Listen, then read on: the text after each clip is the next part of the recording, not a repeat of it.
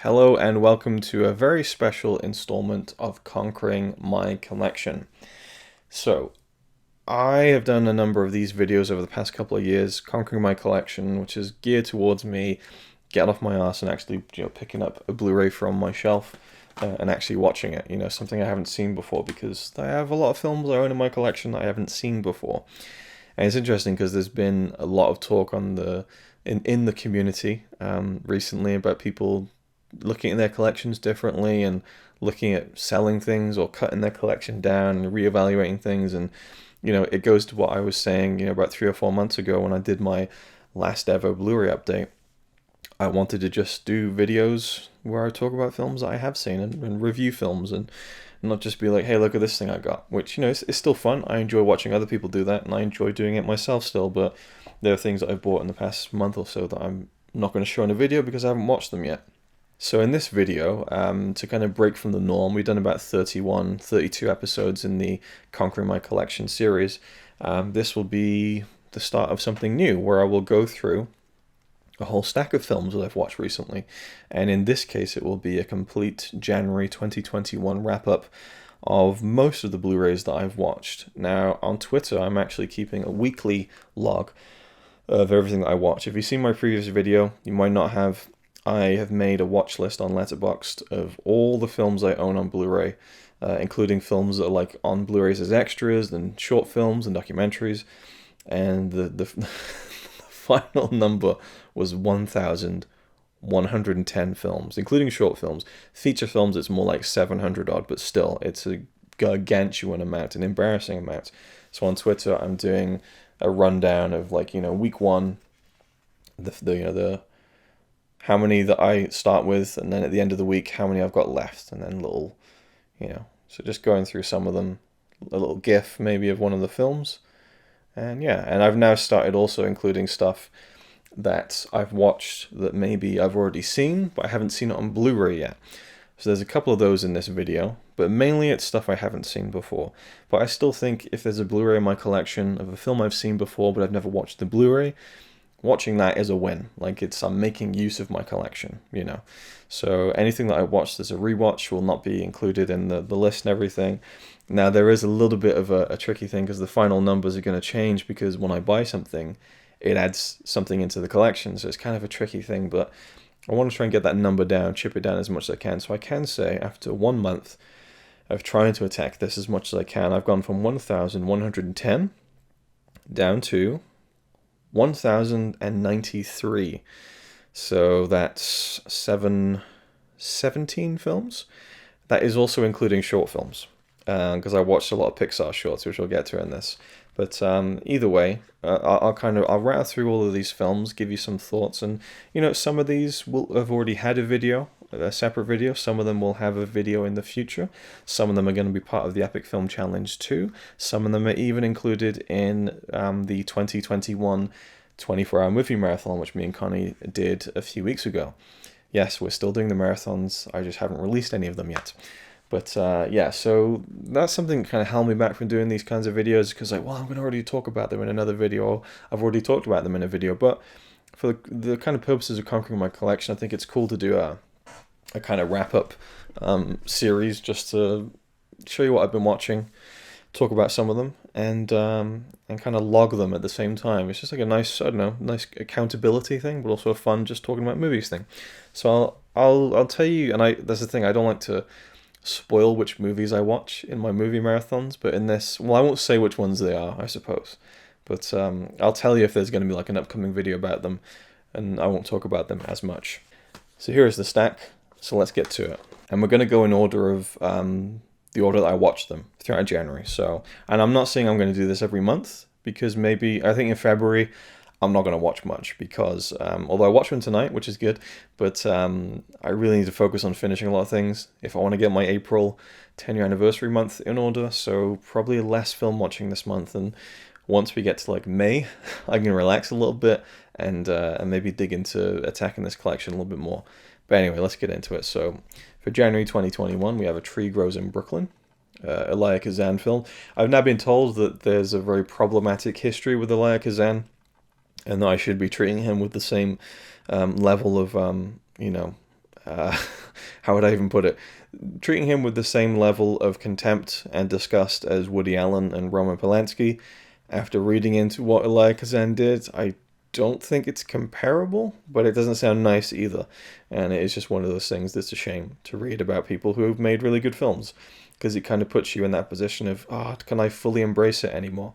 And ultimately with movies, I think it's a lot easier than maybe musicians or writers, because there's so many people involved in the making of a film that you can kind of appreciate for the work that everyone else did. But regardless, looking at what he did, it didn't quite turn my stomach as much as some of the Roman Polanski and Woody Allen stuff. But regardless, A Tree Grows in Brooklyn, I have put a separate review up for this, so I won't talk about it too much, but 1945, fantastic drama, melodrama, but fantastic. I absolutely loved this film. This was like a instant favorite to me. Absolutely loved this, and I was really happy to see that some people in the comments for my review of this said that they're now going to go and pick this up and give it a look. And it was also nice to see people say that it's one of their favorites too. And you often think about films like this where you think, has anyone even seen it, or at least anyone who's going to watch my video, and it's nice to see some people who have seen it and have things to say about it. Next up, we have a Studio Ghibli film, and you can't quite see it on camera, but I have a Studio Ghibli Princess Mononoke t-shirt on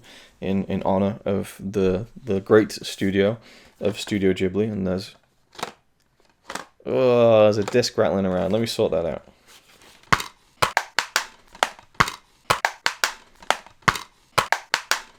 Alright, the issue has been resolved. The floating disc has been corrected, and we have Pompoko by Isao Takahata. I didn't love this one. And the situation around me watching this, you'll see in a future video at some later date, and I feel like I need to give it another watch. But either way, I think that it's definitely one of the weaker Ghibli films.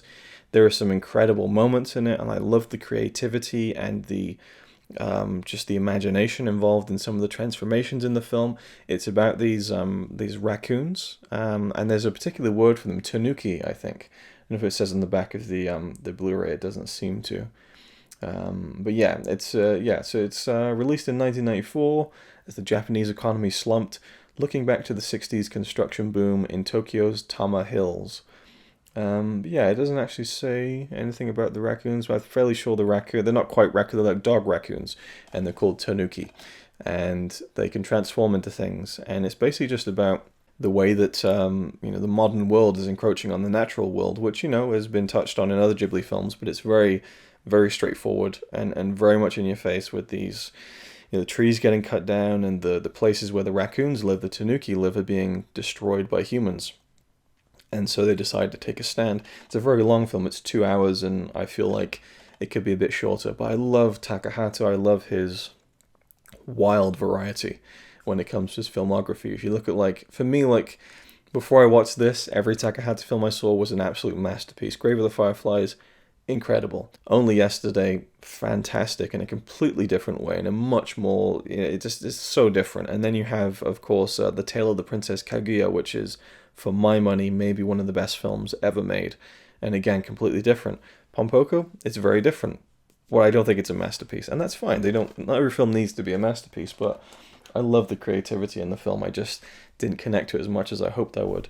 This is one that will be getting a video fairly soon, so I won't talk too much about this one, but I watched Pinocchio. Now, there are a few films in this stack that I have seen before, but again, not on Blu-ray. With this film, I feel like it is seeing it for the first time because it had been 30 years, and it was such an alien experience to return to this. I've forgotten how dark it was, but I absolutely loved it. This is such an incredible film for its time, 1940. The quality of the animation and the movement and the way they used backgrounds and the way the camera moved through multiple backgrounds, and incredible. Really, really loved revisiting this film, but also I feel like seeing it for the first time. And there will be a dedicated review of that going up soon for the Epic Film Challenge too. Likewise for this next film, which I have seen before, but I'd never seen the Blu-ray, and it is Bridesmaids. This is where you're going to see some of the variety of my film watching. It didn't quite hold up for me, and I never quite loved it to begin with. But I'll tell you what, when I filmed a review of this with Connie a few days ago, it's for the book, the Epic Film Challenge, because this, believe it or not, this was at one point in the 1001 Movies You Must See Before You Die book. I watched it and thought, nah, you don't need to see it. It's not a must-see. And then as I was reviewing it with Connie, I was remembering how fucking funny this film really is. And maybe the main romance doesn't quite work for me in this film, but I was kind of won over just by discussing it with Connie. That's why I love talking about films, because sometimes your perspective can change when you talk to someone else about it, and you can kind of piece it together in your head in a more complete way. I think I still think it's a great film, or an amazing film, but I don't know. There's something to be said about it. I think it's a pretty good film, and I think as far as modern comedies go, I think it's one of the better ones. There's not too many that I think are really great, and this is one I'd say is pretty damn good. But in the cinema, it was so enjoyable because everyone was into it, and there were such great responses. This one is another one that has a Conquering My Collection video coming up. And I had seen this film before, but not in this version. And I'll talk all about that in depth in the dedicated video for this. And it is The Warriors. Is it Walter Hill? In my review, I almost said George Hill. Or George Roy Hill, I think, was the kind of the confusion I had. Anyway, Walter Hill, The Warriors. But this is the ultimate director's cut. Yeah, I don't know about that. I'm not too fond of the director's cut George Lucasing of this film, but wow, it's such a fun movie. It's such a fun, and the transfer is incredible. Like, apart from the new additions, which look really out of place, there's a lot of grain in this film. It's really gritty, full of texture. I'd never seen it on Blu-ray before, so that's kind of another reason I'm including it and made a video about it, but also the ultimate director's cut, which I'd never seen before. And then just revisiting it was really fun. I'd seen a little bit of it when I was a kid, and then I watched it properly the day before my 27th birthday, which I remember quite vividly for some reason. And then we revisited this. Well, I actually had never shown it to Connie before. And fun story, I felt sure that this was in the book, 1,001 Movies You Must See Before You Die. And we watched it, and I realized 10 minutes before the film ended, it's not in the book. And so for Connie, it felt like a wasted watch. She wasn't a big fan of this one. But, it is what it is. And if you do see the video on The Warriors, before this or after this, I forgot the name of the actor David Patrick Kelly, and I apologize to all David Patrick Kelly fans out there, and David Patrick Kelly himself, that I forgot his name when I made the review.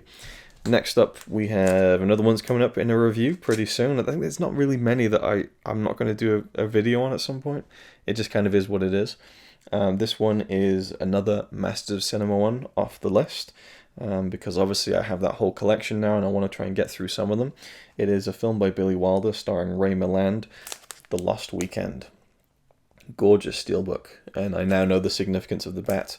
So this is a very stark look at alcoholism. This is from the 40s, 1944, something like that. Is it in the 40s somewhere? I think it's 1945 or 1944 or 46. It's in the mid-40s, I'm fairly certain. And this is a really good film. And I have a lot to say about it in a separate video coming up soon. But it's always nice to get on with a film from the MOC collection and tick it off the list. And I never knew there's a 3-part documentary series on this Blu-ray of, I forget the guy's name now, so a German director, I think. And he interviews Billy Wilder. And it's like a 3-hour interview documentary series on the Blu-ray. I just thought, fuck, I never knew about that. It's a great special feature. And it's actually long enough and substantial enough to be classed as a film. So it is actually in my watch list. So at some point I will watch that and take another film off the watch list. Next up, we got a couple more that I'm going to review in the Epic Film Challenge. The first one is Pretty Woman. So you'll see mine and Connie's thoughts on this at some point. There's not too much to say about it otherwise. I really, really like this film. And it's funny, on the extras side of things, it says bonus features, the feature film. Seamless menus. And I'm like, wow, yeah. But when you load it up, it has a director's commentary, it has outtakes, it has footage from the wrap party, it has a featurette on the making of the film that was filmed at the time of the film, it has a locations featurette. It's loaded with extras, not too substantial. But the only bonus features listed on the back of the Blu-ray are feature film and seamless menus. Go figure. Same for The Warriors. It has a few extras and there's nothing listed on the back. Next up, one from the Premium Collection, spine number 59. I don't really pay attention to the spine numbers on these. This is another one for the book, 1,001 Movies. I'm really ramping up now to try and hit 300 episodes before the end of April this year. My Own Private Idaho, Keanu Reeves and the late River Phoenix. Another one I have a lot to say about and we'll talk about in my review. But this is a unique film. It really surprised me in some of the visual language that it was presenting in the film. Very offbeat and off-kilter. A bit more off-kilter than I was expecting. But some of it was right in line with what I thought it would be. But the first maybe 40 minutes is really wildly different than what I imagined. But once they get on the road, these two characters kind of becomes a different movie. And River Phoenix is just incredible. There's just such a tenderness to his performance in this film and a vulnerability, and I don't know, it really captures something, I want to say intoxicating, which is probably the wrong word in that situation and in that story. But you almost feel the appeal of the drifter lifestyle while at the same time seeing how horrible it can be at the same time. But it also doesn't feel quite like reality either, and there's this kind of Shakespearean dialogue woven into it. Anyway, next is a film I have seen before, but I hadn't seen it since I was a kid, and there's kind of a running theme there. And I was really looking forward to this. I bought it a couple of years ago maybe, and this one is Drop Dead Fred. Did not hold up. I still really like the film. I think that the film deserves more credit than it gets. I think there's a really interesting story in there about a woman who had a really bad childhood, and it's manifested itself in such a ridiculous way that I think this film is underrated in some respects. But, you know, Rick Mayall goes like full Rick Mayall in this film, and you can see why he didn't translate well to an American audience. And I always say this. There's an interview on YouTube with Rick Mayall on David Letterman, and around the time of this film, promoting this film, and it just doesn't click, doesn't connect. Letterman just isn't getting the Rick Mayall British humor, and it just falls so flat, and it's so indicative of how his style just didn't translate to an American audience. Phoebe Cates is really great in this film actually, and Rick Mayall, I still think he's really good in parts where he quiets down a bit and shows this more sensitive side to the character of Drop Dead Fred, but the big cartoony stuff is, and it's weird because this is a film I grew up with, and it's like, you know, it's a fairly racy movie and kind of a very vulgar movie, and I don't think it is a kid's movie. I don't think it really works well, it worked for me as a kid, but like if I had my own kids, I'd think that's not a film for kids to watch. And then as an adult, I don't think it really works that well either, so it's like it doesn't really work for anyone, I don't think. But I know a lot of people love it, and I still have a soft, warm place for it in my heart. But I think watching it as an adult, it was really the Rick Mayall stuff that I didn't find funny anymore. You know, there's only so much Rick Mayall kind of stomping around, you know, on a table saying we're gonna shit down her neck. I don't know what he said, but like, you know, flicking snot into tea and, you know, looking at women's skirts and going cobwebs, cobwebs, and then just going all mental and pretending to throw up. It really grates on you. It really grated on me as an adult, I have to say. But it's, you know, it is what it is. I will watch it again. And it's got some really interesting extras. Actually, I watched all of the deleted scenes. There's like 30 minutes of deleted scenes in like really ropey VHS quality. But there's a few more things that you can tell they cut out of the film because they're a bit too much. Like he just goes up to what's her name? Melissa Matheson, I believe. No, that's the woman who wrote E.T. Marsha Mason, sorry, who plays the mega bitch in Drop Dead Fred. And in the deleted scenes, he goes up to her, he's like, eat shit and die. And it's like, I can see why they didn't put that in the film. There's another scene where he just spits a massive glob of phlegm onto Phoebe Cates' head. I can see why that didn't make it into the film. And there's a whole alternate ending, which is really interesting. So, yeah, it's a good little Blu-ray that Final Cut Entertainment put out. There's an audio commentary of the director and a bunch of new interviews that were filmed. So, for a fan of the movie, I think it's a really good disc to pick up. And the transfer looks as decent as it can without obviously being given an actual restoration. Moving forward, we have another film that I'm not going to review for the Epic Film Challenge 2 just yet. Maybe in a few years I'll revisit it because I feel like I need to see it again. But this is a film that I saw as a kid, and I'd always kind of written it off as kind of cliche and, you know, oh, it's that cheesy film, and, and kind of quoting the film kind of sarcastically. But I thought, why don't I give it a shot? And the 4K was relatively inexpensive, so I picked it up, and me and Connie watched Braveheart in 4K. Incredible. absolutely incredible. Historically accurate? Hell no. Really entertaining and just jaw dropping on a visual scale? Fuck yes. Mel Gibson delivering a perfect Scottish accent? Definitely not. But Mel Gibson delivering an affecting performance of a really great on screen character? Hell yes. Again, it doesn't quite match up with reality in a lot of ways, but as a movie, as a cinematic experience, this 3 hour epic, man, this was incredible. It reminded me of Kurosawa at times with some of the landscape visuals and the kind of the again just some of the cinematography in this is fantastic and some of the cut the in the beginning of the film when he's a kid the colors of the mountains were just really they really popped off the screen and the detail was great. So it was a really nice 4K experience. But just seeing the film and reevaluating it was really great. Actually, I'm really happy I did it. And there's a whole bunch of extras on this. I'll probably get to at some point. But I was really surprised and thought, yeah, this is a fucking great film. It really, really is. And we'll talk more about that in a future video for sure. So that was a really cool experience coming back to that film. This is one that I absolutely loved as a kid. Like I loved this film so much as a kid. I would get like excited to watch it. Like in the opening scene was like, oh my god, this is so good. And so when I watched it now, I was like, oh, I don't feel that excitement anymore. But it was like a nice fuzzy remembrance of that excitement. But I still love this film, and it's a Disney classic, in my eyes anyway, maybe not in the eyes of most people, and it is Basil the Great Mouse Detective, which its original title is just The Great Mouse Detective, but in the UK for some reason it's called Basil the Great Mouse Detective. So this is just so much fun, and one anecdote I will share with you, because this will be covered in an upcoming video as well, as will the next few titles. Hint, hint, maybe it's part of the movie marathon. Throughout this film, I was thinking, man, the voice actor who's doing the villain, Ratigan, is really going all in on doing his best Vincent Price impression here. And at the end of the film, I was looking up on IMDb and I was like, holy fuck, it's actually it's actually Vincent Price. And I remember the opening credits, it's like, featuring the voice talents of, and there's all the cast listings. So I scanned through all the cast to see if I recognized any names as an adult. I didn't. And then I went back to the beginning of the movie at the end, I was like, it's right there in bold text, like he gets special credit at the very beginning, featuring the voice talents of Vincent Price. And it's like, wow.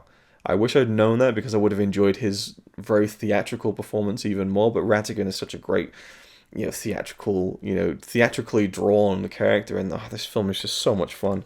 And again, it was like I'd forgotten things, and things didn't quite add up, but I loved all the little going down into the world of the rats that kind of live down below, and there's like a whole like alternate universe almost, and it's so much fun. I love how Basil isn't like the best hero. Like he's a bit of a dick, he's kind of a bit of a, and it's very some nice. I'll leave that for free. There's some nice, interesting cameos from the real Sherlock Holmes in the, because obviously it's based on Sherlock Holmes, and that's kind of the idea. And you see kind of off-screen kind of shadows. Well, it's on-screen, but you don't see the fully fledged human Sherlock Holmes. You see like his shadow or his voice here and there throughout the film. So it's very fun and playful, and the whole set piece at the end is fantastic. Another film revisited from childhood is The Addams Family. I bought this from HMV like many years ago. It was like on the rack by the till, like buy this with any other purchase for $4.99. I was like, yoink, I'll take that. Lots to say about this, which you'll hear in a future video, but man, one thing I can say about the Addams Family is pitch perfect casting. Incredible. I still don't know how Christopher Lloyd and the makeup and costume department pulled off his look as Fester, because he's a very tall, gangly guy. Having met him myself, I can attest to how kind of gangly and thin and tall he is, and they made him look really pudgy and stocky and fat, and I just don't know how they pulled it off, because it looks really natural and it just seems like that's the way he is. Raul Julia as Gomez is like just on another planet, and I love it, and just the whole vibe of it is just so much fun. It really held up as a very dark, macabre, but also just really fun. It's not usually my kind of thing, the kind of goth aesthetic and everything, but just the flippant nature of everything, and it's just some really funny lines of dialogue as well. If you've seen the film, when the woman is kind of trying to psychoanalyze Gomez, she's like, there is a black monster in your lives, and Gomez is like, Pugsley, his son. really just very witty stuff. Other jokes that are a bit more on the nose and so on. But and I really like the story of it as well. And we did end up watching the sequel on Netflix, but that's a Blu-ray I'll definitely buy and add to the collection at some point. Moving on, we have one that I haven't made a video on, or will make a video on, so there we go. Though I could do one, I could make a video on it. I was spurred on to watch this because I'm reading a book about the man who worked in foreign distribution in Studio Ghibli throughout the 90s and early 2000s. And he talks about visiting the Walt Disney Animation Studios with Hayao Miyazaki. And at the time they were making Fantasia 2000. And they showed Miyazaki some of the scenes from the film. And so, this guy who spoke Japanese, he asked Miyazaki what he thought. And Miyazaki said, terrible, just terrible. And he translated to the Disney staff, Mr. Miyazaki thinks that there are some really interesting images going on in the film. So I've had this for years, and I thought, fuck it, let me see what's so terrible about Fantasia 2000. I just loved this one. This is really good. It's not great, but and it's obviously like it's like many different short films all framed around these presenters and this orchestra. I think it's a really nice tribute to the original Fantasia and carrying on the idea that Fantasia would morph and become different things, and this is just one way of trying to do that and honor that, I think. I would have loved to have seen Fantasia 2020. I think just continue the legacy. I think it's really cool to get lots of different short films. The only thing I don't like is that it's using very early kind of CGI stuff, like fully rendered CGI animation. There's one with whales that fly, and the water animation is clearly 2D and it looks gorgeous, but the whales are like these 3D models and it just looks really not that great. But there's a variety of techniques used in all the short films. There's one that's like really kind of like comic strip like, and lots of blues and more like caricatures, not caricatures, but yeah, like kind of the cartoon comic strips you'd see in newspapers and stuff. And I really like that one. And is it the Firebird one? I think it's called the Firebird. There's like a Firebird one I think it's called the Firebird at the very end of the film. Awesome. But just the idea of pairing, classic, orchestrated music to animation is just a really interesting idea. And, sometimes it works, sometimes it doesn't. But I think this is a really good film. It doesn't outstay its welcome. It's like an hour and 15 minutes long. There's one about is it Daffy the Duck? Donald the Duck, and Noah's Ark. That one was okay, not really as enjoyable as some of the other ones, but you can see a little taster of the different styles there on the back. So that one's like the blue, cartoony one. I really like that one. I think it's set to Rhapsody in Blue. At least I know it's the music that Woody Allen used in the opening of Manhattan, I think. I know, it's just some really cool stuff in this, and just a nice variety. The Tin Soldier one was fantastic, actually. Yeah, I've always held off on this. I bought it because it was cheap, and, I'd assumed that it was dog shit, but I really like this. They included the Sorcerer's Apprentice from the original film, which I suppose goes to the original idea of Fantasia being this, this kind of revolving door of animated shorts and editions and, keeping old favorites in. So that was fine, I guess, but, I almost would have liked to have seen something new. Moving on, we have two more that are going to be featured in an upcoming video, and two more that aren't. No, three that aren't. That's it. I wish I didn't do this. I should have just not mentioned it, and no one's going to even fucking notice anyway, but I guess, I don't know, it is what it is. So, the next two were part of my movie marathon. And it was actually 24-hour movie marathon 10, which was kind of historic and crazy that I'm still doing it, 10 years on, well, 9 years on, I suppose. But anyway, so this one is another one from Final Cut Entertainment, and no subtitles, I think, is a big no-no. It's a shame that they don't invest in that, but either way, this is the only way to get the film on Blu-ray, and I really wanted to watch it. It was Connie's pick, and so I decided to buy the Blu-ray, and it is a film that I saw a little bit of when I was a kid, but not entirely. I didn't see all of it. There was just very distinct visuals of this film that stood out in my mind. It's from one of my favorite directors, Robert Zemeckis. The film he made after the Back to the Future trilogy had wrapped, Death Becomes Her. This is a really fun film. I think I was almost expecting more from it, story-wise, but I didn't really know what the story was. I knew all the stuff, it's a pretty iconic moment when Goldie Hawn gets the big, hole blown through the middle of her stomach and continues to walk around seemingly alive. But it's a really fun satire on the way that Hollywood and even society kind of imposes this image that women feel like they should have and maintain, especially as they continue to get older. And funnily enough, the film I watched tonight also starred Meryl Streep, and she was going on this big rant about how women always get ugly in older age and that men don't have the same curse. But either way, Meryl Streep's character in this is obsessed with her image and plastic surgery and any nips and tucks she can have to make herself look as amazing as possible. And then Goldie Hawn has this big feud with her, and Bruce Willis is caught between them. Bruce Willis kind of against type, though I guess at this point in time, 1991, I think this film came out. 1992. I guess Bruce Willis was only just starting to become the Bruce Willis that we know him as now, a big action star. But he's very emasculated in this film, which is really interesting to see, and he did a really good job actually. And Goldie Hawn is a lot of fun. Meryl Streep is, predictably fantastic, and Isabella Rossellini, who I had no idea was in this film, she's quite fun. It's another thing that I thought was really random. To me, it felt like a cameo, but it's obviously just an actor who plays bit parts. The guy, I'm sure this is the guy who played Jim Morrison in Wayne's World 2, pops up in this, and I think he's supposed to be Jim Morrison, which kind of goes into the whole plot. I'm not entirely sure. This is a fun movie. I enjoyed it. No real extras to speak of on the disc, though. And another one from my childhood, which I'm not going to talk too much about, because we talked about this a lot in the movie marathon. This one is Casper. So many memories for this film. Actually, one thing I didn't mention, or maybe I did mention, I'm not sure, but there's like a certain smell, and I'm sure a lot of you get this, where you'll smell something in your daily life and it will remind you of something in your past, like very strongly. I think they're called olfactory memories, where a smell is strongly tied to an actual memory of a certain part or thing or person in your life.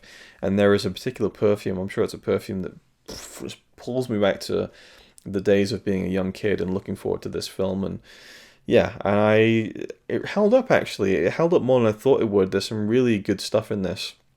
It does feel like a tale of two movies at times, and I read that the original director dropped out because he wanted to do something a bit more serious, and they kept some of that, but then did really cartoony stuff, and that makes sense. It's kind of a kid's movie, but it's a nice blend, I think, and it kind of really, even the special effects really held up.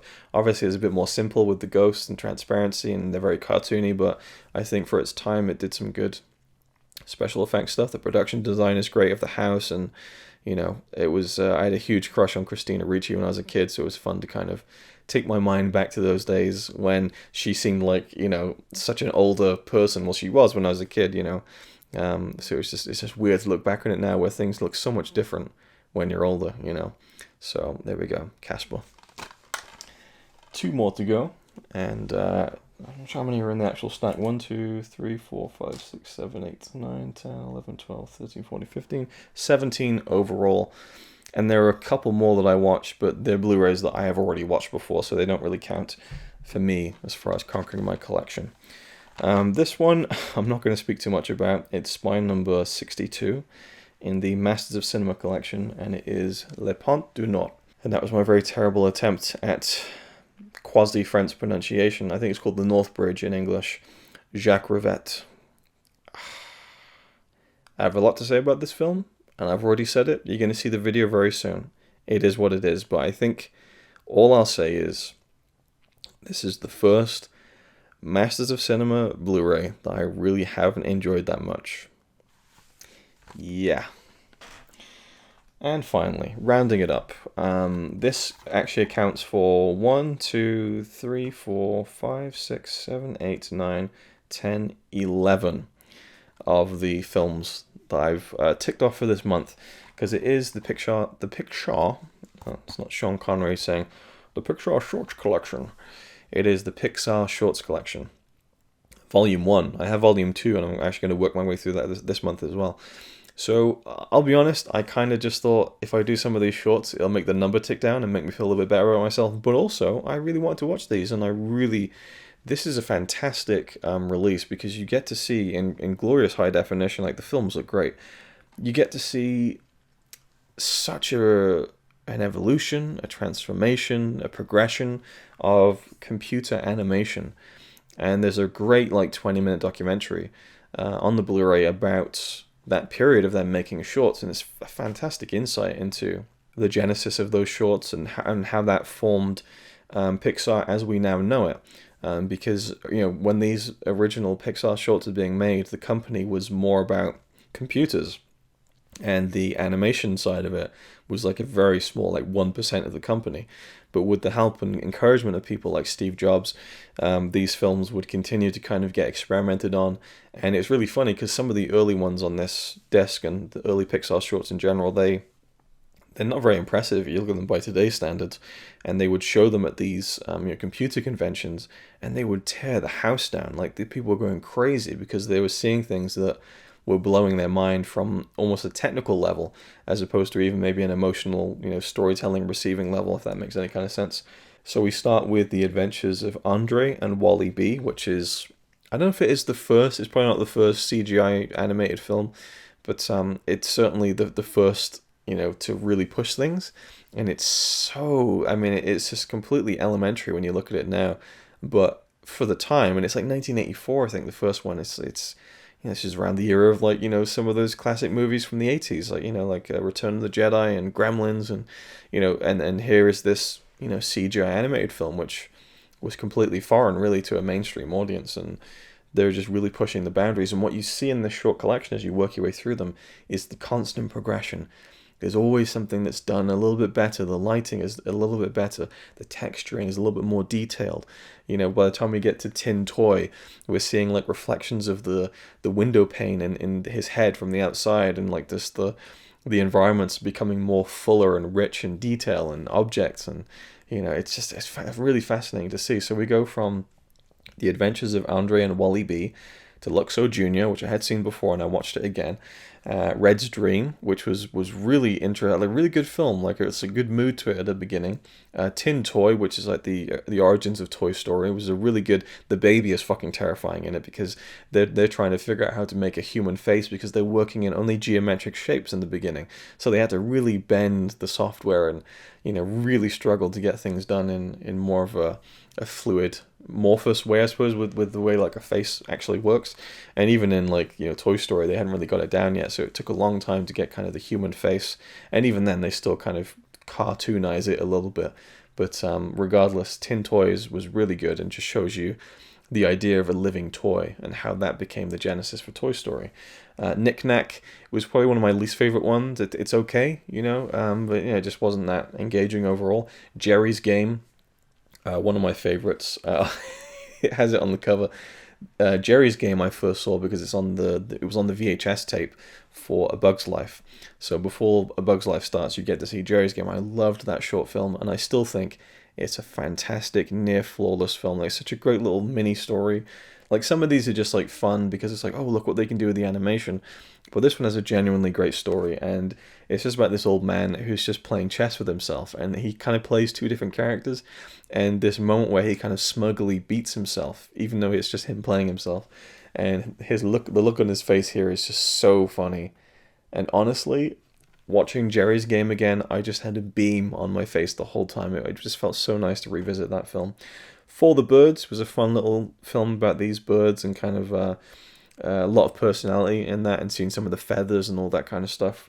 Again, you're seeing how things are really progressing. Then we get into the tie-in movies where we have Mike's New Car, a Monsters Inc. tie-in. This is a really funny, kind of just very simple, short comedy film. Boundin', which was a whole different flavor. I quite enjoyed that one. Jack Attack from The Incredibles. It was okay. I didn't really like that one that much. One Man Band was a really fun film.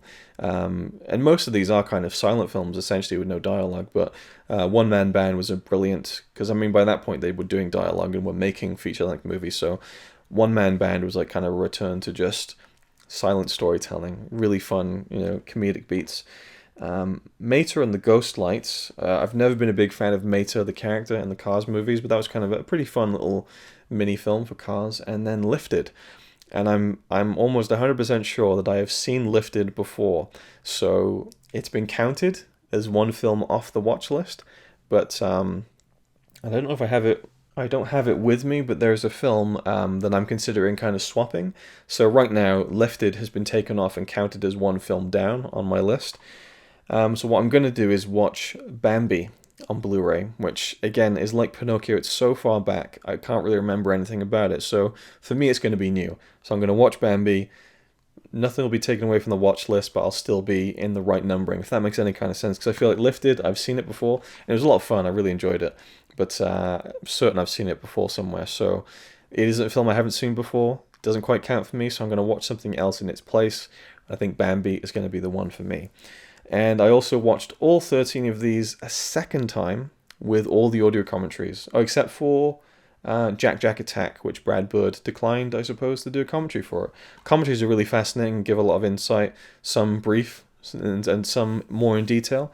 And on Mike's New Car, the children of the directors do the commentary, and it's adorable. I'm sure it wouldn't really be that fun or tolerable for a full movie, but for a 3-minute short, it was a lot of fun. They're like, oh, I really like this bit. Oh, I hate the bit when he gets stuck in the car. It's like, no, that's funny. And it's just like, we hope you enjoyed the audio commentary. Like, it's just so cute and adorable. Anyway, the Pixar short, I loved revisiting this one. And I almost considered making a separate video, but I think I just covered that in this one. So we'll leave it there as it is. And I will do the Volume 2. There's no UK release for Volume 3, which is a shame because I love some of the more recent ones like Bao and particularly Piper. Piper to me is... I would put that in my list of favourite films of all time. Even though it's a short film, the storytelling in Piper it's a 5-star movie to me. It's really like emotional and moving to me, and maybe some people would disagree with that or would not have that reaction to it, but Piper just seems to sum up like what parenthood is in a very simple way, and the animation is beautiful and stunning and so realistic and lifelike, but there's so much character in the birds. I love Piper. I might watch it again after this video. I love that film so much.